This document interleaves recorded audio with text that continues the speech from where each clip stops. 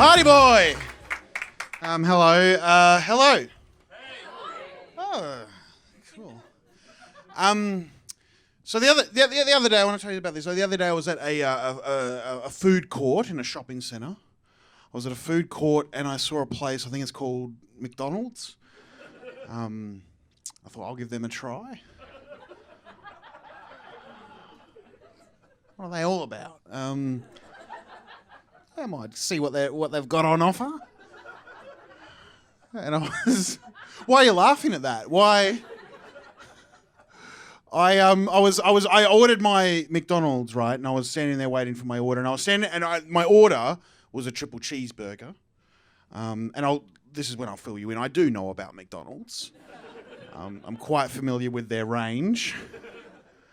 And I've always loved the triple cheeseburger. I would say the triple cheeseburger, when it dropped, was a watershed moment for me and my life. The triple cheeseburger made me who I am today. And I remember when the triple cheeseburger came out of McDonald's, there was a promotion where one could procure a free triple cheeseburger if one were to go to a McDonald's and say the triple cheeseburger tongue twister, which was choose the cheesy cheese that the triple cheese lovers choose when they choose the cheese on the triple cheese at McDonald's.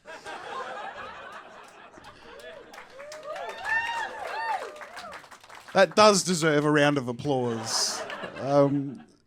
I did not have to look that up to remember it, by the way. That was, that's muscle memory for me. Like, in my muscle memory, I've got that and all the moves at Tony Hawk. And so I'm there at the counter, and when I was a kid, when I remember when this promotion happened, I was practicing the tongue twister. Because in my head, I was like, because we never got McDonald's. Mum would never take us to McDonald's. A, they can't afford it. B, I don't want that crap. You don't want that crap in your body. Just eat ham. That's what Dad always said. Just eat your ham. Shut up and eat your ham, you fucking little cunt. My dad's actually a really nice man. I'm sorry. I'm sorry, Dad, if you're watching. He's not. I don't think my dad is watching The Splendor in the Grass. Anyway, so what was I talking about? Yes, I'm there as a little kid. I'm practicing my triple cheeseburger poem, right? I'm practicing my poem, the tongue twister, because I'm like, well, they said you have to say the tongue twister or you don't get the triple cheeseburger. I got to get this right. This is my one chance. If I fuck this up, I'm dead. I might as well just jump into the river and die. So I was practicing my poem at home, like I'm just walking around the house, just walking around the backyard, choose the cheesy cheese, the triple cheese, choose the cheesy cheese, the triple cheese. And finally I was like, I've got up to it. I went to the Browns Plains Shopping Centre McDonald's up in Queensland. I'm from Queensland, by the way. Go Maroons! Good on you big boys. Did you win? No. You big boys. So I was there, I went to the McDonald's at the Browns Plains Shopping Centre and I had my tongue twister all ready to go and I walked up and I was like, here's my moment. I just went, choose the cheesy cheese, and she went, just have the fucking burger. Like, just gave it to me straight away. And then my life changed forever. So years later, I find myself at the McDonald's in the food court as an adult man, waiting for my triple cheeseburger, reliving my childhood, as I have relived every day since childhood. And I'm waiting for my triple cheeseburger there and my 24 nuggets. And, well, because that's the other thing, McDonald's, what am I supposed to do? You know what I mean? Like, you go up to McDonald's and you're like, hey, can I just get six nuggets for a big bloke on a Tuesday afternoon? I just want 6 nuggets, please. And they're like, yeah, you could get 6 nuggets. Or for an extra $1.20, you can get 24 nuggets. Well, obviously I'm going to have the 24 nuggets. Like, what the fuck? Like, you're killing me here. You're killing me. You're going to kill me. Because you're making money with 24 nuggets. For $9.95, for 24 nuggets, you're making money. And then I pull out a crisp $20 bill. And without even thinking, I'm like, yeah, just the 48 nuggets, thanks. That's how they get ya. The Big Mac sauce, that's the ticket. Anyway, so I'm standing there, I'm waiting for my triple cheeseburger and my 72 nuggets. I'm standing there waiting for the big meal that can feed a big unit. And that's not even a joke. This is not a joke. This is a true story. I was waiting for my meal, and then what happened was something happened. This kid from behind mistook me for his dad.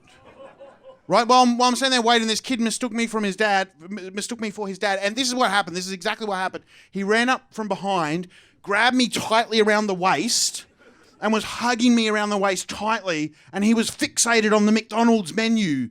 And he's just sitting there going, Dad, can I please have a Happy Meal? Please, Dad, please. And I didn't know what to do.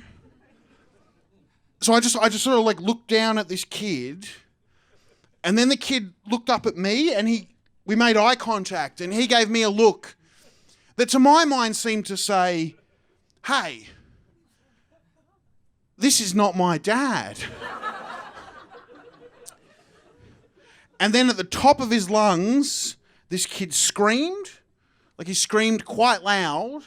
And then he ripped his arms off from around my waist and ran off into the shopping centre, into the food court, screaming and crying. He was bawling, crying and screaming after running away from me. And I just don't have a joke about this.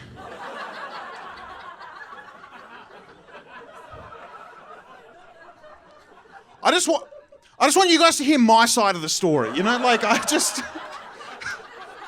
didn't do nothing, man. I didn't do nothing. I didn't touch that. That's 100% true. That really did happen, right? That really did happen. And here's the crazy thing about it, right, was there's a second part to the story. There's a second part to the story that I stopped telling on stage because it sounded too unrealistic, but I promise you it's true.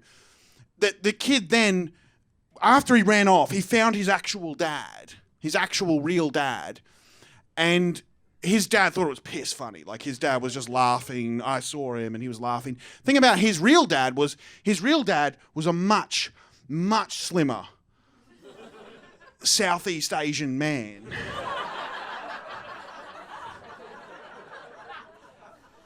This kid's a fucking dumb cunt, like...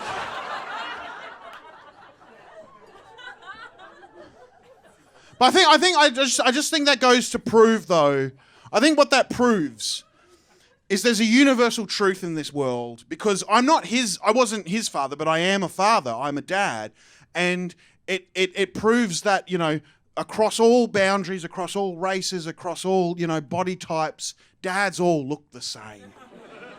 We just all look the same. You just, from behind, you can't tell one dad from another, but you can spot him. You can spot a dad from behind. You just look down, see these hunched shoulders, this sort of broken down man. And you can just tell from a distance, there's a man who's had a fucking gutful.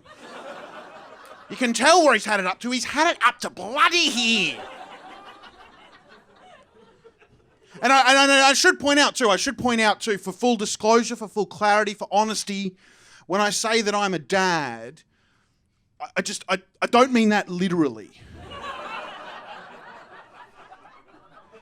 Like, I don't have a kid or anything like that. I just mean that culturally, I identify as a dad. I'm always going to the shops. Dads are always going to the shops, or they go into the toilet and announcing it like they've been defeated. I've got to go to the toilet. Anyway, this is just a little thing. I got to go, but I just want to say to anyone from Splendour in the Grass watching, here's a little tip that and this is a tip for any music festival. To make $1 million, you don't need to have bands listed on the thing. Who cares about your bands? Nobody. All you need in big bold letters at the very top of your poster is just the words, enough toilets for everyone attending. $1 million. Thanks, everybody. I'm Greg Larson. Have a good night. Give it up for Greg Larson!